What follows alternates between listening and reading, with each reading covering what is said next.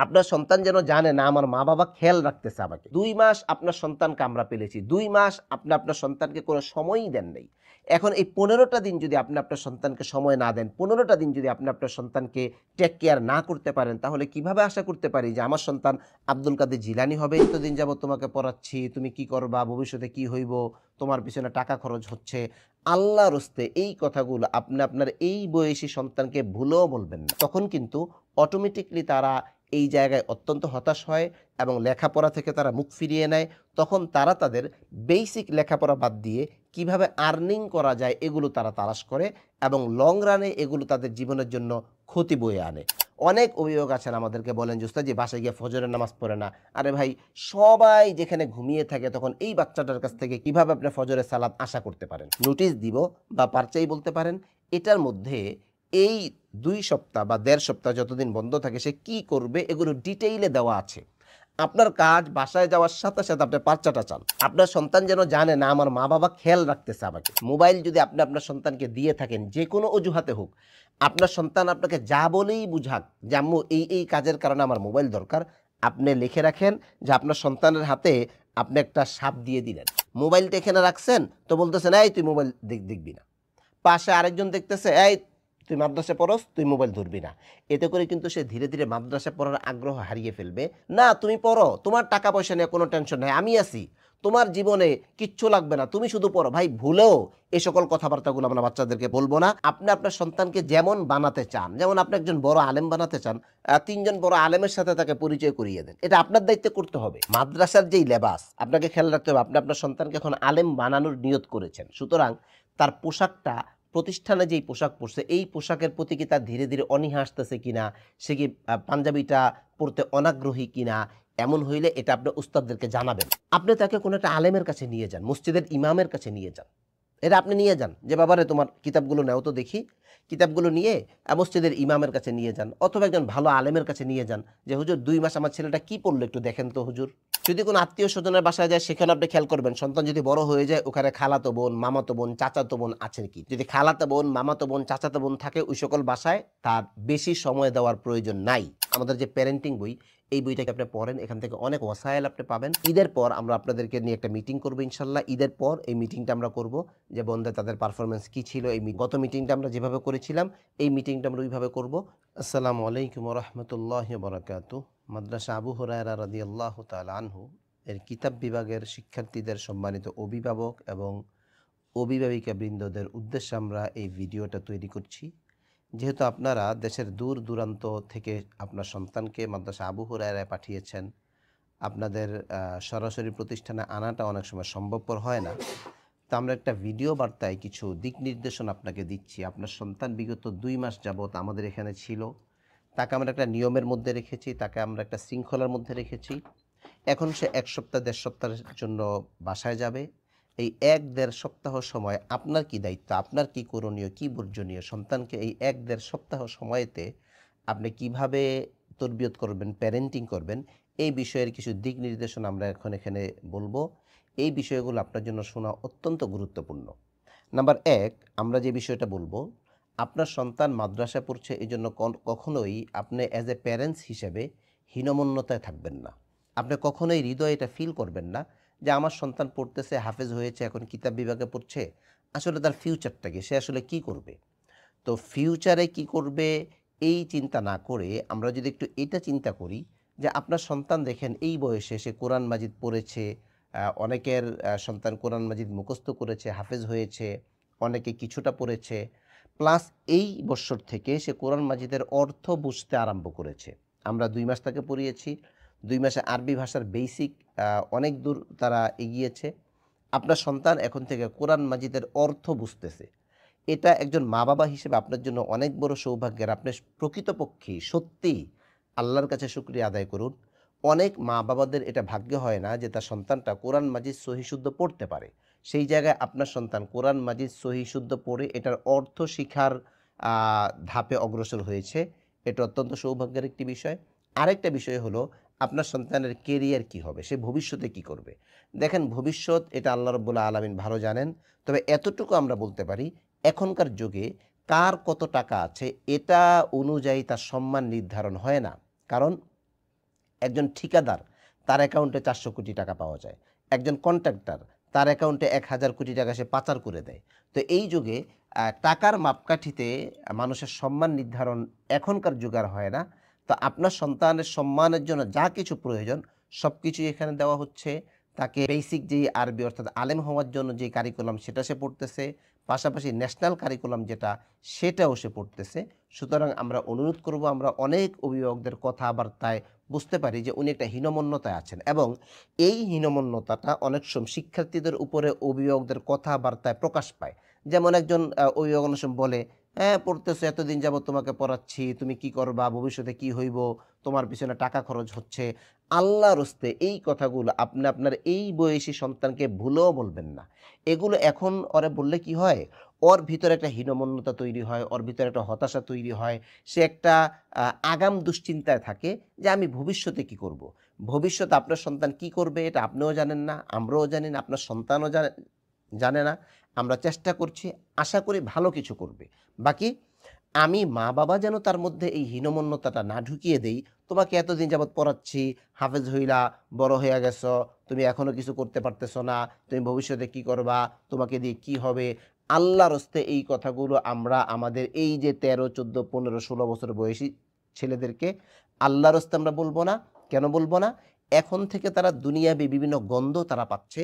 যখন মা-বাবার পক্ষ থেকে এই হীনমন্যতাগুলোর মানে হতাশাপূর্ণ কথাগুলো তাদের ব্রেনে ঢোকে, তখন কিন্তু অটোমেটিকলি তারা এই জায়গায় অত্যন্ত হতাশ হয় এবং লেখাপড়া থেকে তারা মুখ ফিরিয়ে নেয়।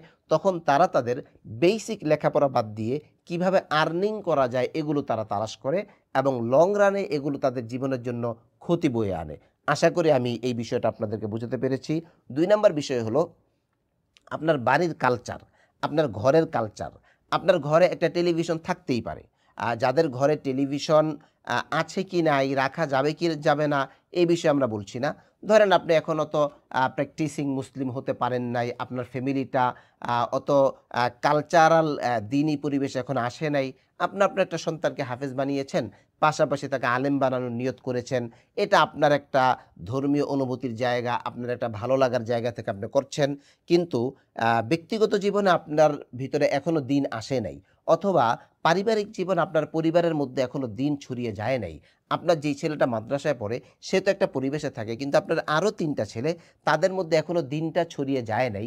তারা দেখা যায় একটা বিয়ের অনুষ্ঠানে গেল, গায়ে হলুদের অনুষ্ঠানে গেল, বাসায় হয়তো একটা টেলিভিশন আছে, সবাই একসাথে বসে টেলিভিশন দেখতেছে। তো আপনার এই ছেলে, যেই ছেলেটাকে আপনি হাফেজ আলেম বানানোর চেষ্টা করছেন, এই ছেলের ব্রেনের মধ্যে কিন্তু এই কালচারটা সে নিতে পারে না আসলে। হয়তো ২-৩ দিন থাকার পরে সে সবার সাথে মিশে যায়, কিন্তু লং রানে এটা তাকে ক্ষতি করে। তো আমি যেটা বলতে চাচ্ছি, হয়তোবা আপনার বাসায় একটা টিভি আছে, এটা আপনি সরাতে পারেন নাই। হয়তোবা আপনার বাসায় জোরে গান বাজে, এটা আপনি সরাতে পারেন নাই। হয়তোবা ফজরের ওয়াক্তে আপনার বাসায় সবাই এখনো ফজরের সালাতে অংশগ্রহণ করে না। এই কালচারটা আপনি ডেভেলপ করতে পারেন নাই, এখনো পারেন নাই। হয়তো ভবিষ্যতে পারবেন, অবশ্যই আপনি দিনদার। এজন্যই আপনি আপনার সন্তানকে আলেম বানানোর নিয়ত করেছেন। তো যেই বিষয়গুলো আমি বললাম, যদি এগুলো এখনো আপনার কার্যকর হয়ে না থাকে, এই বাচ্চাটা যেই কয়েকটা দিন প্রতিষ্ঠানে থাকবে, আল্লাহর হস্তে এই কয়েকটা দিন বাসার টেলিভিশন বন্ধ রাখুন। এই কয়েকটা দিন সবাই মিলে জামাতে নামাজ পড়ার ব্যবস্থা করুন। অনেক অভিভাবক আছেন আমাদেরকে বলেন যে উস্তাদ জি বাসায় গিয়ে ফজরের নামাজ পড়ে না। আরে ভাই, সবাই যেখানে ঘুমিয়ে থাকে তখন এই বাচ্চাটার কাছ থেকে কিভাবে আপনি ফজরের সালাত আশা করতে পারেন? তো আমরা বলবো, আপনি যদি আপনার বাসার কালচারকে ডেভেলপ করা, এটা খুবই গুরুত্বপূর্ণ একটা বিষয়।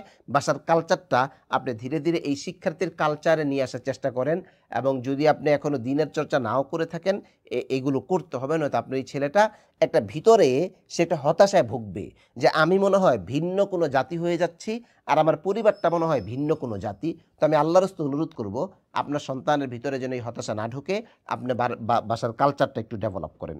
এই ২টা ছিল আমাদের মৌলিক দাবি। এরপরে একটা বিষয় হলো, আহ, প্রতিষ্ঠান থেকে আমরা একটা পার্চা দিব। দেখেন, আপনার সন্তান আমাদের এখানে ২ মাস ছিল, আমরা তাকে ২ মাসে প্রত্যেক দিন সে ৫ ওয়াক্ত নামাজ পড়েছে, সে তাহাজ্জুদের নামাজ পড়েছে, সপ্তাহে ১ দিন নিয়মতান্ত্রিক। এক্সট্রা তো অনেকে পড়েছেই। সে সকালে সূরা ইয়াসিন পড়া, বিকালে সূরা ওয়াকিয়া পড়া, তারপর আপনার শুক্রবারের আমল এগুলো করেছে। সে প্রত্যেকদিন দস্তরখান বিছিয়ে খাবার খেয়েছে, সে সময় মতো গোসল করেছে, সময় মতো ঘুমিয়েছে। প্রত্যেকটা কাজ তার একটা রুটিনের মধ্যে শৃঙ্খলাবদ্ধ ছিল। তো আমরা এই রুটিনটা যেন আপনার সন্তান ভুলে না যায়, আমরা একটা নোটিশ দিব বা পারচাই বলতে পারেন। এটার মধ্যে এই ২ সপ্তাহ বা ১.৫ সপ্তাহ যতদিন বন্ধ থাকে সে কি করবে এগুলো ডিটেইলে দেওয়া আছে। আপনার কাজ বাসায় যাওয়ার সাথে, সাথে আপনি পারচাটা চান। আপনার সন্তান যেন জানে না আমার মা-বাবা খেয়াল রাখতেছে আমাকে। পারচাটা চান। পারচাটা নিজ দায়িত্বে আপনি হেফাজত করেন। প্রত্যেকদিন আপনার দায়িত্বে আপনি পারচাটা পূরণ করেন। ভাই একটু দেখেন ২ মাস আপনার সন্তানকে আমরা পেলেছি। ২ মাস আপনি আপনার সন্তানকে কোনো সময়ই দেন নাই।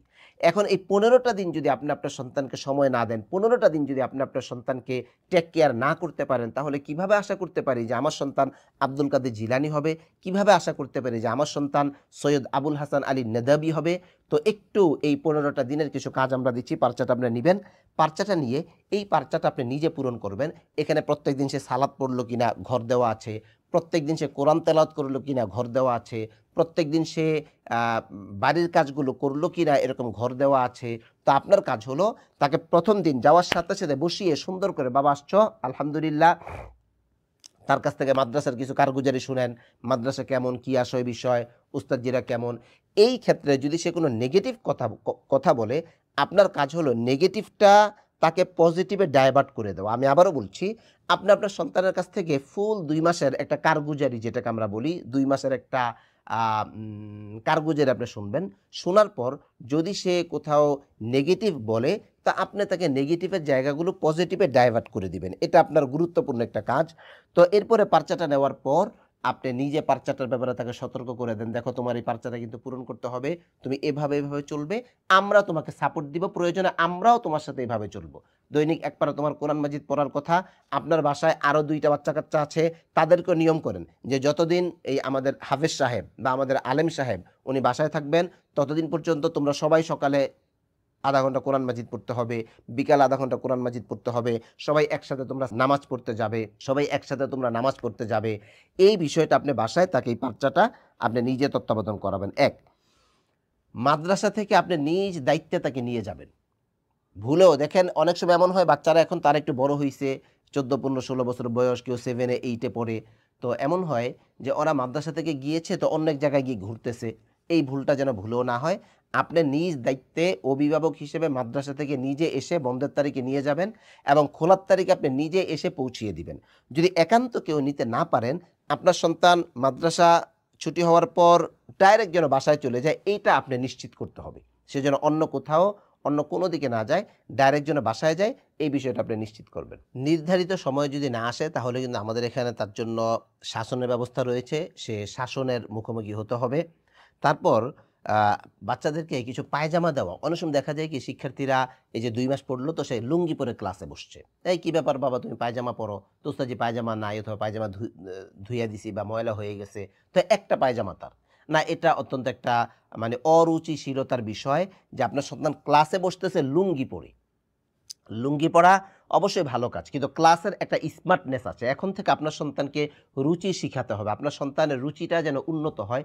রুচিটা যেন তার আভিজাত্যের একটা ছোঁয়া তার রুচির মধ্যে থাকে।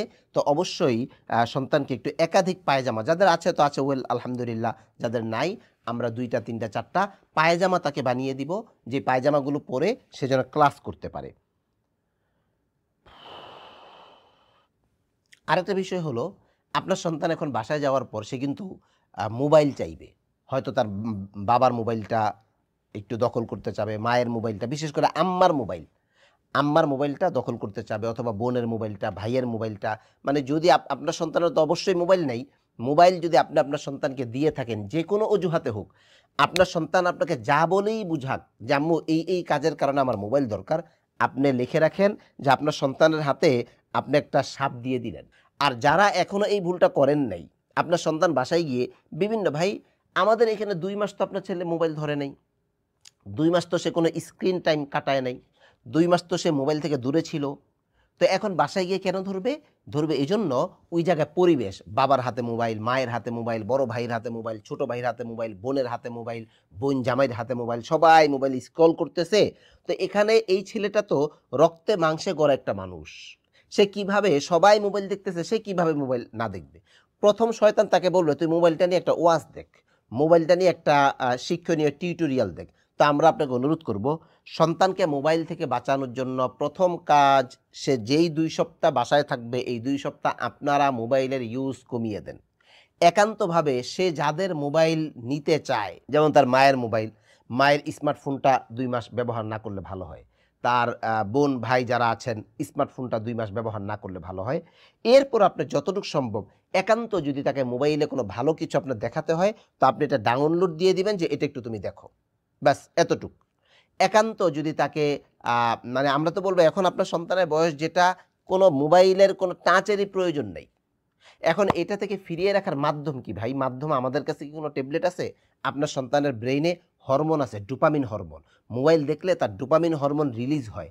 এটা তার ভিতর থেকে একটা আগ্রহ তৈরি করে যে তুমি মোবাইলটা দেখো। এখন ভিতর থেকে ডোপামিন হরমোন রিলিজ হবে মোবাইলটা দেখলে, তার ভালো লাগবে। মোবাইলটা এখানে রাখছেন তো বলতেছেন, "এই তুই মোবাইল দেখবি না।" পাশে আরেকজন দেখতেছে, "এই তুই মাদ্রাসায় পড়স, তুই মোবাইল ধরবি না।" এতে করে কিন্তু সে ধীরে ধীরে মাদ্রাসায় পড়ার আগ্রহ হারিয়ে ফেলবে। আমরা বলবো মোবাইল থেকে বাঁচানোর জন্য আপনি আপনার বাসার মোবাইল ইউজের যে একটা বিষয় এটাকে একটু লাগাম ধরেন। একটু লাগাম ধরতে হবে আপনাকে। না ধরলে এই সন্তানটাকে লং রান আপনি চলতে পারবেন না। 2 সপ্তাহ পরে দেখবেন সে আসতে চাবে না। কেন চাবে না? ওই যে তার মোবাইল ইউজ করে করে ডোপামিন রিলিজ হইছে। তার ফজরের নামাজ না পড়ে ব্রেন থেকে ডোপামিন রিলিজ হইছে। ব্রেন একটা আরাম পায়া গেছে। তো 2 সপ্তাহ পরে ব্রেনে যখন আবার যাবে, মাদ্রাসায় যাব, মোবাইল ধরতে পারবো না। মাদ্রাসায় যাব, আবার একটা নিয়মতান্ত্রিক জীবনে চলতে হবে। তখন তার ব্রেইন এটা মানতে চাবে না, ব্রেইন তাকে চাপ দিবে। এজন্য আমরা অনুরোধ করব মোবাইল থেকে বাঁচানোর জন্য প্রথম কাজ পারিবারিক মোবাইলের টাইম কমিয়ে আনা। খুবই গুরুত্বপূর্ণ আরেকটা বিষয় হলো আপনার সন্তান এখন বাসায় যাবে। অনেক সময় আমরা মা-বাবারা মনে করি কি 2 মাস সে মাদ্রাসায় ছিল, ওর প্রতি একটা এক্সট্রা আদর চলে আসে, এক্সট্রা মায়া, এক্সট্রা দয়া এটা চলে আসে। আচ্ছা যাক না, একটু বাহিরে যাক না, ঘোরাঘুরি করুক না, একটু বন্ধু-বান্ধবদের সাথে চলাফেরা করুক না। No, it's not possible. এটা আপনি কখনোই দিবেন না। কেন? আপনার সন্তান কাদের সাথে চলাফেরা করে এটা আপনাকে খেয়াল রাখতে হবে। সে বাসায় গিয়ে কি মাদ্রাসায় যারা পড়ে, আপনার এলাকায় তো আরও বাচ্চা-কাচ্চা আছে যারা মাদ্রাসায় পড়ে, তাদের সাথে চলে? নাকি যারা স্কুলে, বিভিন্ন কলেজে অথবা বিভিন্ন বাজে ছেলেপেলে, বিভিন্ন আড্ডায় যারা মত্ত থাকে, যাদের হাতে মোবাইল থাকে অল টাইম, তাদের সাথে চলাফেরা করে? এই জায়গাটা আপনি ফুল ফোকাস রাখবেন যে আপনার সন্তান কাদের সাথে চলাফেরা করে। বলে, "ওস্তাদ জি, যে তাহলে আমার সন্তানকে..." হ্যাঁ, আপনি নিজে আপনার সন্তানকে টাইম দেন। আপনার সন্তানকে আপনি নিজে সাথে রাখেন। আপনার সন্তানের সাথে আপনি বন্ধুত্বপূর্ণ একটা সম্পর্ক তৈরি করেন। আপনার সন্তানের ভালো লাগার মুহূর্তগুলো সে যেন আপনার সাথে, পরিবারের সাথে কাটায়, এরকম একটা পরিবেশ আপনি পরিবারে তৈরি করেন। খবরদার সে যেন ভুলেও কোনো বাজে বন্ধু-বান্ধবদের সাথে না চলে। যদি আগ থেকে তাদের সাথে সম্পর্ক থেকে থাকে যে এখন আসছে, স্টপ, তুমি ওই জায়গায় যাইতে পারবা না, ধরতে পারবা না, ঘুরতে পারবা না। না, আপনি কৌশল অবলম্বন করেন। কিভাবে তাকে তাদের থেকে দূরে রাখা যায়। এখন কৌশল কি হবে এটা দুনিয়ার কেউ আপনাকে শিখিয়ে দিতে পারবে না। এটা মা-বাবা হিসেবে আপনাকেই এই কৌশলটা বের করতে হবে। অর্থাৎ আপনার সন্তান বাসায় যাওয়ার পর আপনার সন্তানের এখন যেই বয়স, এই বয়সটা কিন্তু অত্যন্ত গুরুত্বপূর্ণ। 14, 15, 16, 17 হয়ে গিয়েছে। এখন তার বয়সের মধ্যে একটা মানে ফিজিক্যাল একটা চেঞ্জ আসতেছে, তার মানসিক একটা চেঞ্জ আসতেছে, তার শরীরের মধ্যে বিভিন্ন হরমোন অ্যাক্টিভ হচ্ছে। তো এই জায়গাটা কিন্তু গুরুত্বপূর্ণ একটা বিষয়। আপনার সন্তান বাসায় যাওয়ার পর কাদের সাথে চলে এটা আপনি খুব খেয়াল রাখতে হবে। খেয়াল রেখে এই জায়গা থেকে আপনি তাকে ফিরিয়ে রাখবেন। ওই যারা বাজে ছেলেপেলে তাদের সাথে যেন সে চলাফেরাটা ওইরকমভাবে করতে না পারে। এটা খুব খেয়াল রাখতে হবে আপনাকে, এবং প্রয়োজনে আপনি তাকে টাইম দিবেন, আপনার সাথে রাখবেন। শুধু তাকে কাজ করাইলেন, পড়াইলেন, পর মানে এমন যেন না হয় সন্তান মনে করে আব্বা হইল একটা রেডিও আর আম্মা হইল একটা রেডিও। রেডিও কি বলবে? রেডিও বলবে পড়ো, রেডিও বলবে পড়ো, রেডিও বলবে পড়ো না। আপনি তাকে সময় মতো পড়ান, যখন পড়ার টাইম না তাকে সময় দেন, তার সাথে গল্প করেন, তার সাথে আনন্দ করেন, তাকে আপনি একটু ঘুরতে নেন, আপনার যে ব্যবসায়িক প্রতিষ্ঠানে একটু নিয়ে যান, আপনি যেখানে চাকরি করেন সেখানে একটু নিয়ে যান, নিয়ে গিয়ে তাকে কাজ করানো না, আপনার সাথে সময় দেওয়া, আপনার সাথে রাখা। সে বুঝুক এই বয়সে প্যারেন্টিংয়ের একটা গুরুত্বপূর্ণ একটা বিষয়। যখন বাচ্চার বয়স 13 থেকে 16তে থাকে তখন মা বাবার আর্নিং সোর্স কী এই সম্পর্কে সন্তানকে ধারণা দেওয়া। তো কিতাব বিভাগের সন্তানরা কিন্তু এই পর্যায়ে চলে আসছে। এখন আপনার কাজ হলো আপনার আর্নিং সোর্স সম্পর্কে বাচ্চাকে ধারণা দেওয়া। এরকম কথা তাকে না বলা, "না তুমি পড়ো, তোমার টাকা পয়সা নিয়ে কোনো টেনশন নেই, আমি আছি, তোমার জীবনে কিচ্ছু লাগবে না, তুমি শুধু পড়ো।" ভাই ভুলেও এই সকল কথাবার্তাগুলো আমরা বাচ্চাদেরকে বলবো না যে তোমার জীবনে কোনো কাজ নাই, তোমার কাজ একটাই, খালি পড়া। তোমার জন্য আমি যে সম্পদ কামাচ্ছি এই সম্পদ তুমি শেষ করতে পারবা না, তুমি পড়ো, তোমার আর কোনো কাজ নাই। এই এ সকল কথাবার্তা আমরা ভুলেও বাচ্চাদেরকে বলবো না। এ সকল আবেগী কথাবার্তা তাদের সাইকোলজিতে গিয়ে অ্যাটাক করে, তারা ধীরে ধীরে ধীরে ধীরে দায়িত্বহীন হয়ে যায়। তো আপনার আর্নিং সোর্স কি, আর্নিং সোর্স সম্পর্কে তাকে ধারণা দেওয়া, এটা গুরুত্বপূর্ণ একটা বিষয়। এবং আপনি আপনার সন্তানকে যেমন বানাতে চান, যেমন আপনি একজন বড় আলেম বানাতে চান, ৩ জন বড় আলেমের সাথে তাকে পরিচয় করিয়ে দেন, এটা আপনার দায়িত্বে করতে হবে। আপনি তাকে বড় আলেম বানাতে চান, তো ৩ জন বড় আলেমের সাথে তাকে পরিচয় করিয়ে দেন। ৩ জন বড় আলেমের লাইফ স্টাইল, ৩ জন বড় আলেম কিভাবে চলে, কিভাবে চলাফেরা করে, এগুলো সম্পর্কে তাকে অবগত করান। তো বন্ধু বান্ধব মানে দুষ্ট বন্ধু থেকে ফিরিয়ে রাখার জন্য এটা আমরা বললাম। এরপরে আপনি সন্তানকে যে টাকা দেন, অবশ্যই মাদ্রাসা খোলার সময় হোক, বাসায় হোক, টাকার হিসাব নেওয়া, টাকার হিসাব নিতে হবে। আল্লামা জাকারিয়া রহমতুল্লাহ আলাইহির বাবা আল্লামা ইয়াহিয়া কান্দলবী রহমতুল্লাহ আলাই ওনাকে যতটা টাকা দিতেন, প্রত্যেকটা টাকা উপহার হিসাবে দিতেন, কিন্তু প্রত্যেকটা টাকার হিসাব নিতেন। তো আমাদের জন্য এটা গুরুত্বপূর্ণ। বাচ্চাকে টাকা চিনাবেন, আমরা অনেক সময় বাচ্চাদেরকে টাকা চিনাইতে চাই না, যে না টাকা এটা খারাপ জিনিস, টাকা খারাপ জিনিস না। এই টাকা দিয়ে আপনার সন্তান সারা জীবন চলবে। টাকা ভালো জিনিস, তাকে টাকা চিনাবেন, কিন্তু প্রত্যেকটা টাকার হিসাব যেন আপনার থাকে, আপনার সন্তান কোন জায়গায় কোন টাকাটা খরচ করতেছে। বাড়িতে যাওয়ার পর তার পোশাকের প্রতি আপনি নজর রাখেন। এমন না হয় ঠিক আছে মাদ্রাসা থেকে আসছে, একদিন গেঞ্জি পরতেছে, একদিন ট্রাউজার পরতেছে।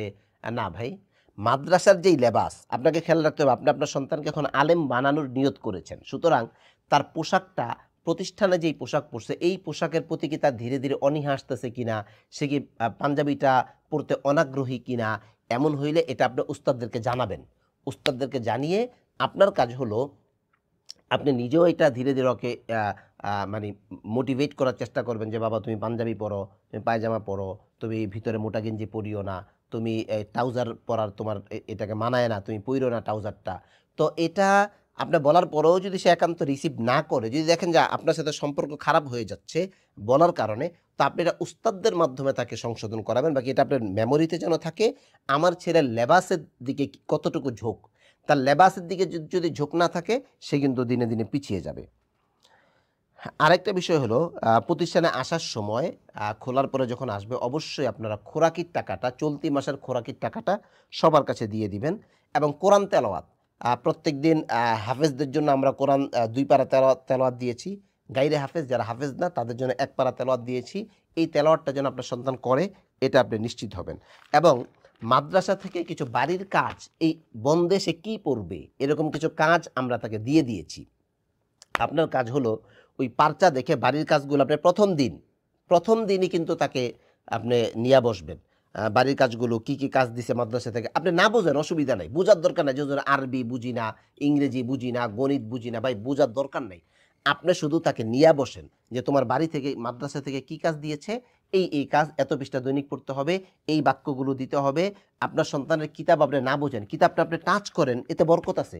কিতাবটা ধরে একটা চুমা দেন, আপনার সন্তান দেখুক যে আমার আব্বা আমার কিতাবটাকে এত শ্রদ্ধা করছে, আমার আম্মা আমার কিতাবটাকে ধরে চুমা দেয়, এটা আপনার সন্তান দেখুক। এগুলো কোরআন হাদিসের কিতাব, এগুলো যদি মহব্বত করেন, শ্রদ্ধা করেন, এই শ্রদ্ধা মহব্বতের বরকত আপনার পরিবার, আপনার জীবনে, আপনার সন্তানের জীবনে পড়বে।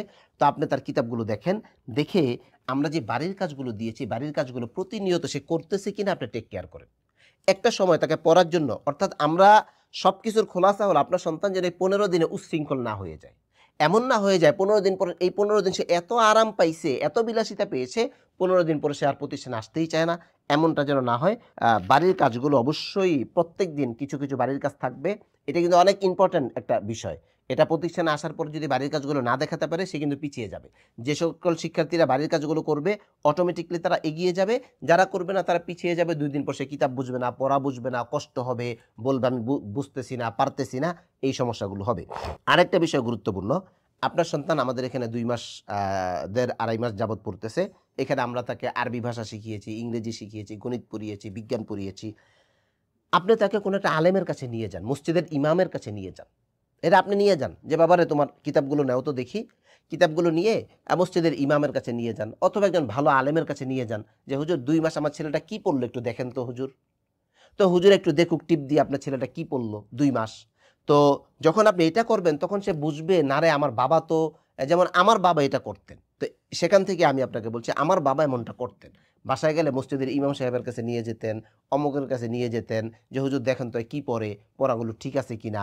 এই বিষয়টা কিন্তু এটা আমি আমার জীবনেও অনেক ফায়দা পেয়েছি। আমিও আপনাকে পরামর্শ দিচ্ছি, আপনি মসজিদের ইমামের কাছে নিয়ে যান, ইমাম সাহেব হুজুরের কাছে নিয়ে যান বা একজন ভালো আলেমের কাছে নিয়ে যান। নিয়ে গিয়ে সে ২ মাস কি পড়লো এই খোঁজখবরটা আপনি একটু ওনার মাধ্যমে আপনি জানার চেষ্টা করেন ডিপলি। আসলে আপনার সন্তান কি পড়া বুঝতেছে না শুধুই মাদ্রাসায় থেকে সময় কাটাচ্ছে। কারণ একই সময়ে আমাদের প্রতিষ্ঠানে পড়ে অনেকে অনেক বড় আলেম হয়ে যাবে, অনেক ভালো ছাত্র হয়ে যাচ্ছে, অনেকে আরবি থ্রোলি বলতে পারতেছে, অনেকে ইংরেজি প্রতিনিয়ত সহজভাবেই পড়তে বলতে পারতেছে। সেখান থেকে আপনার সন্তানটা পিছিয়ে যাচ্ছে। তো আপনি যদি একটু ফাইন্ড আউট করেন যে আমার সন্তানটা তো এই বিষয়গুলো পারতেছে না, ঠিক আছে এখন তাকে কি করা যায়, তাকে একটু কোনো সাপোর্ট দেওয়া যায় কিনা। তো এটা গুরুত্বপূর্ণ, একজন আলেমের কাছে নিয়ে যাবেন। ৫ ওয়াক্ত নামাজ মসজিদে পড়বে। আমরা একটা কথা বলেছিলাম অসৎ বন্ধু-বান্ধবদের সাথে যেন চলাফেরা না করে। এজন্য প্রত্যেক এলাকায় মসজিদে কিছু তাবলীগের সাথীরা আছে। দাওয়াত হয়, তাবলীগ হয়, তালিম হয়। তো আপনি ওই তাবলীগের সাথীদের সাথে আপনার সন্তানকে একটু পরিচয় করিয়ে দেন। আপনি হয়তো তাবলীগে সময় দেন না। হয়তো তাবলীগের বিষয়ে আপনার কোনো নেগেটিভ কথাও থাকতে পারে। এটা আমি আপনার সন্তানের তরবিয়তের জন্য বলছি। আপনি তাবলীগ করেন কি করেন না, আপনার সন্তান তাবলীগে যাবে কি যাবে না, তাবলীগওয়ালারা ভালো না খারাপ, এটা ডাজন্ট ম্যাটার। সেজন্য আমি বলছি না। আমি বলছি কিছু ভালো বন্ধু আপনার সন্তানকে গুছিয়ে দেওয়ার ক্ষেত্রে আপনি সহযোগিতা করেন।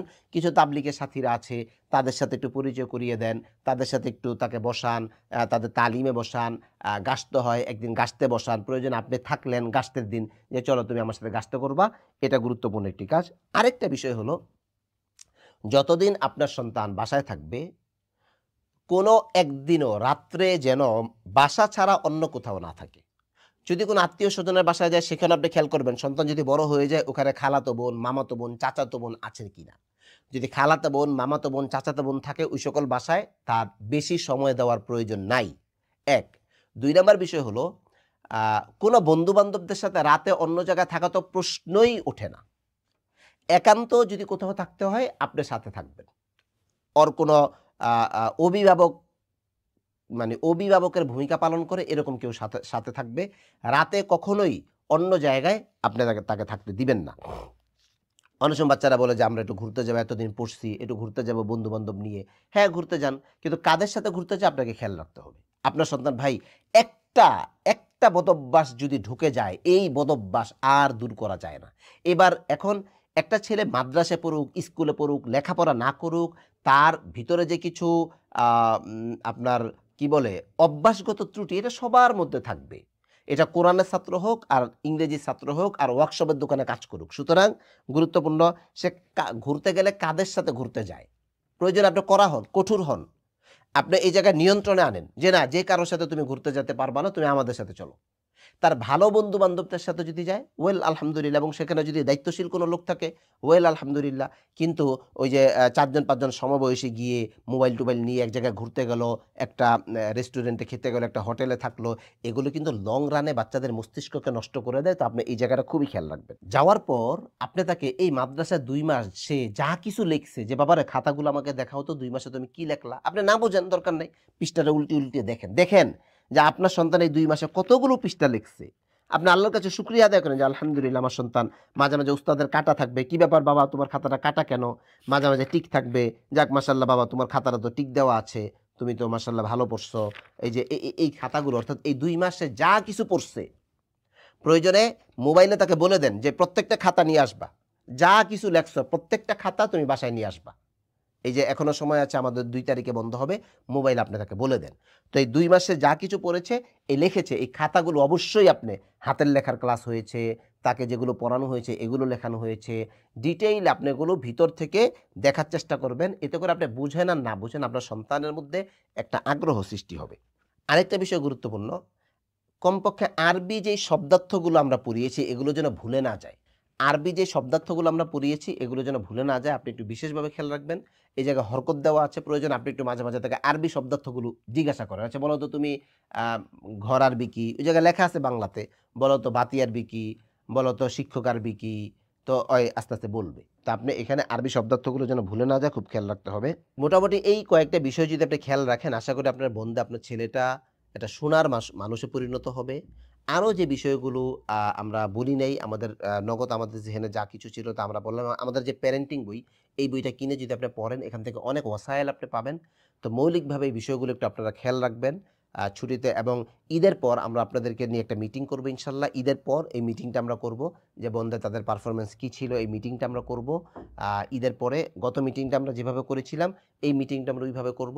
সবাই আমাদের সাথে সম্পৃক্ত থাকবেন মিটিংয়ের মধ্যে, কারণ আমরা বিশ্বাস করি আমাদের এবং আপনার দুইজনের সমন্বয়ে আপনার সন্তান এগিয়ে যাবে।